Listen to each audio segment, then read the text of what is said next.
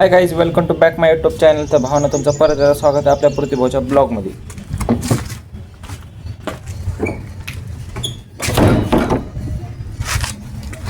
तर भावना तुमचं परत एकदा स्वागत आहे आपल्या प्रतिभाच्या ब्लॉगमध्ये. तर विषय असा आहे की आपण गेल्या 4 दिवसांनी आपण चॅलेंज घेतलेलं आहे की डेली पुशअप मारण्याचं. आपलं पुशअपचं चॅलेंज आहे 1000. अजून तर काही कव्हर अप नाही झाल्या. वन टाईम 1000 पुशअप बघू. आता 100 दिवस आहेत अजून आपल्याकडे, अजून 95 दिवस आहेत. आज आपल्या चॅलेंजचा 5वा दिवस आणि मला वाटते आज पण मी काही वन टाईम 1000 पुशअप मारू नाही शकत. तर गाईज, पण 100 दिवस आहेत आपल्याकडं. आपण कव्हर अप करेल असं मला वाटते, कारण का सुरुवातीला आपण फक्त 15 पुशअप मारल्यानंतर 50, नंतर 100. तर हळूहळू 1000 पुशअप मारायला अडचण पण नाही. पण वन टाईम मला 1000 पुशअप ज्यावेळेस मी मारेल त्यावेळेस माझं चॅलेंज कंप्लीट होईल गाईज. हे तुम्हाला पण माहिती आहे, मला पण माहिती आहे. तर भावना विषय असा आहे की सकाळी काल एक किस्सा झाला इकडं संभाजीनगरमध्ये. बेकार किस्सा झाला एकदम. माझ्या डोळ्यासमोर नाही तर माझ्या मित्रांच्या डोळ्यासमोर झाला. आपले पाईकराव, दुसरे पाईकराव, पहिले पाईकराव, हे जे आहेत ना, आमच्या हॉस्टेलला 2 पाईकराव आहेत. एक पहिले पाईकराव आणि एक दुसरे पाईकराव. तर ते PS म्हणजे छत्रपती संभाजीनगरमध्ये फेमस असलेलं ठिकाण म्हणजे PSचं ग्राउंड. तर तिकडं म्हणजे असे पब्लिक मोकार राहते तिकडं, नाही का. तर ते जात होते. काल आमची मेस बंद होती म्हणून ते जायले होते मेसला, PSला नॉनव्हेज खाण्यासाठी. PSला जाते पोरं. तिकडे जायले होते. त्यांच्या डोळ्यासमोर एक ॲक्सिडेंट झाला. एवढा बेकार ॲक्सिडेंट झाला. तर भावांनो, तो मुलगा जागेवर फक्त 3 सेकंदात त्याचा जीव गेला. फक्त 3 सेकंदात तो डायरेक्ट उडून ट्रक खाली गेला. ट्रक डायरेक्ट त्याच्या डोक्यावरून गेली. तर भावांनो, एवढं हार्ड काम आता गाड्या बिड्या चालवायचं अवघड झाले, नाही का, एवढी गर्दी बिर्दी. म्हणून तुम्हाला फक्त प्रतिभावाचा एक सल्ला आहे माझा की तुम्ही जर हायवेला रोड ड्रायव्हिंग करत असाल तर भावांनो, सावधानीनं गाड्या चालवा. कारण का एकदा गेलेला जीव परत येत नाही. म्हणून स्वतःची काळजी घ्या, तसे दुसऱ्याची पण काळजी घ्या. तो मुलगा MPSC करणारा मुलगा होता गाईज. 19 वय होतं त्याचं. फक्त दुसऱ्या गाडीने उडवलं आणि उडून डायरेक्ट ट्रक खाली पडला तो. तर असे किस्से व्हायलेत.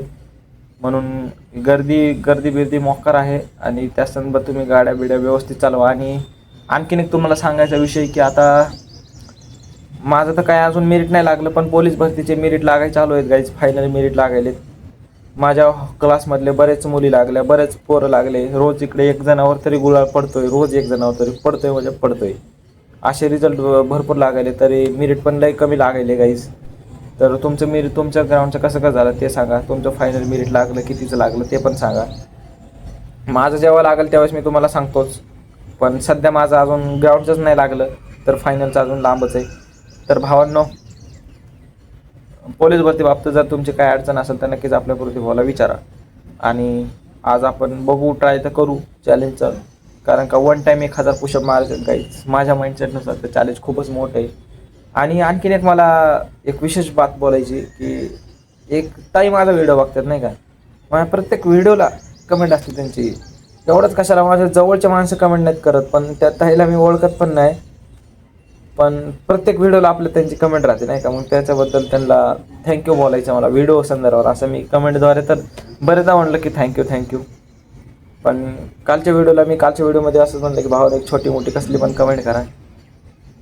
2च पहिली कमेंट त्यांची आली म्हणून एवढा आनंद वाटला ना मला की अननोन पर्सन, आपण ओळखत नाही, आणि आपल्या प्रत्येक व्हिडिओला कमेंट, ते पण सपोर्ट सिस्टमची कमेंट. कॉंग्रॅच्युलेशन भैया, नाईस दादा, हर हर महादेव, किती छान कमेंट टाकतात ते.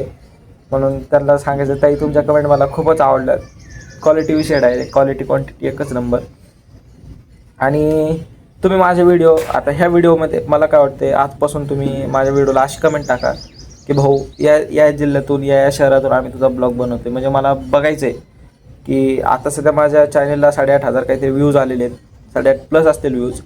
तर मला फक्त एक बघायचं आहे की माझं चॅनल कुठपर्यंत गेले, म्हणजे कोणत्या शहरापर्यंत गेले. मी भलेही छत्रपती संभाजीनगरमध्ये व्हिडिओ बनवते, पण मला खात्री आहे की फक्त संभाजीनगरमध्ये माझं चॅनल गेले नसेल.